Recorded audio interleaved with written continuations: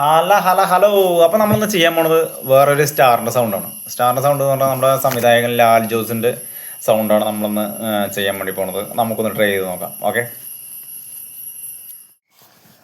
ആ കാലത്ത് അനീതിപ്രാവ് എന്ന സിനിമ റിലീസ് ചെയ്തു കുഞ്ചാക്കോവൻ എന്ന് പറയുന്ന നടൻ രംഗത്ത് വരികയും വലിയ സ്റ്റാറാവുകയും ചെയ്തു. ദിലീപിന് ആ സമയത്ത് കുഞ്ചാക്കോവൻ്റെ വരവോടുകൂടി ഒരല്പം പ്രഭ മങ്ങി നിൽക്കുന്ന ഒരു സമയമാണ്. സ്വാഭാവികമായിട്ടും കുഞ്ചാക്കോവൻ്റെ ഏജിലുള്ള കഥാപാത്രങ്ങൾ ചെയ്തുകൊണ്ടിരുന്നത് ആ സമയത്ത് ദിലീപാണ്. കാവ്യമാധവനോട് സെറ്റിൽ വെച്ചിട്ട് ദിലീപ് ചോദിച്ചു, മലയാള സിനിമയിലെ ഏറ്റവും ഇഷ്ടമുള്ള നായകൻ ആരാണെന്ന്.